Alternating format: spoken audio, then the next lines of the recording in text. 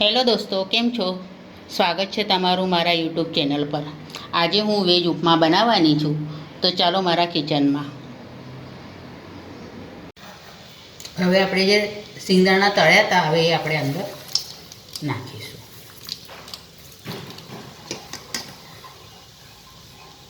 ને સેજ ધાણા નાખીશું. હવે આને હલાવીને ઉપર ઢાંકણું નાખીશું. મેં ગેસ પર કઢાઈ મૂકી છે.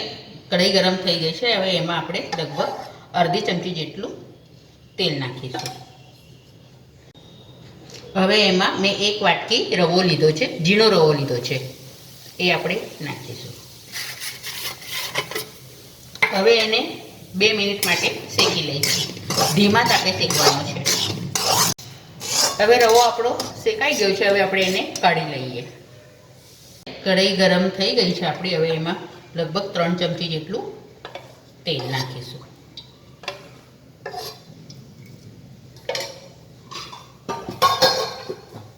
તેલ ગરમ થાય એટલે આપણે રાઈ નાખીશું. તેલ ગરમ થઈ ગયું છે. પહેલાં આપણે સિંગદાણા નાખીશું.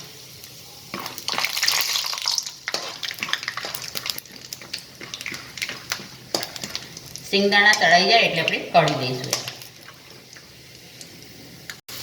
સિંગદાણા તળાઈ ગયા છે. હવે આપણે એને કાઢી લઈએ.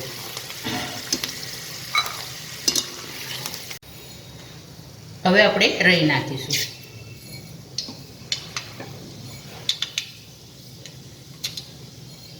હવે રાઈ તતડી ગઈ છે. હવે આપણે એમાં લીલી ડુંગળી નાખીશું.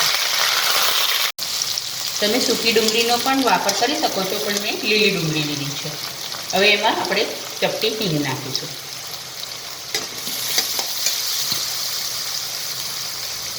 બે ચમચી જેટલી અડદની દાળ લીધી છે, એ પલાળી મૂકી હતી, એ આપણે આમાં નાખીશું. હવે ડુંગળી તે સતળાઈ ગઈ છે. હવે આપણે એમાં 3 ચમચી જેટલું આદું, લસણ અને લીલા મરચાં ક્રશ કરેલા આપણે નાખીશું. હવે એને આપણે અડધા મિનિટ માટે ઢાંકાઈ દઈએ. હવે આમાં લીલા વટાણા અને ગાજર નાખીશું.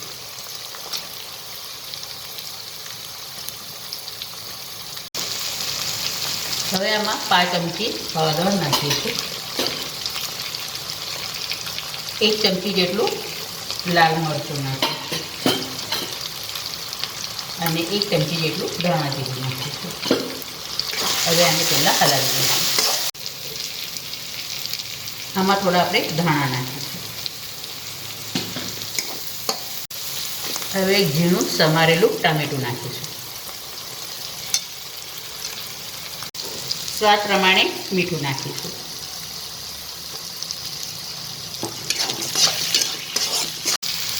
હવે આમાં આપણે 1 ગ્લાસ જેટલું પાણી નાખીશું. હવે આને આપણે ઉકાળવા દઈશું 5 મિનિટ માટે.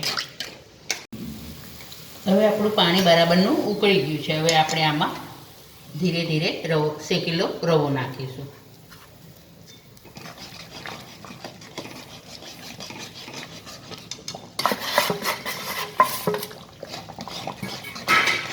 હવે આને આપણે હલાવીશું.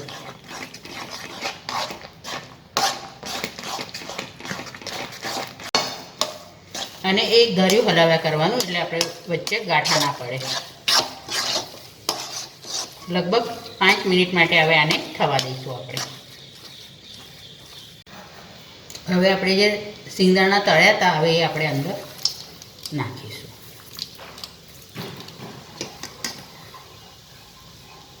ને સેજ ધાણા નાખીશું. હવે આને હલાવીને ઉપર ઢાંકણું નાખીશું. એક વરાળ આવે એટલે પછી થઈ ગયો આપણો ઉપમા. તૈયાર છે ગરમા ગરમ વેજ ઉપમા. આજે મેં વેજ ઉપમા બનાવ્યો છે. તમને આ વિડીયો ગમે હોય તો લાઈક કરજો, શેર કરજો. ચેનલ પર નવા હો તો સબસ્ક્રાઈબ જરૂરથી કરજો.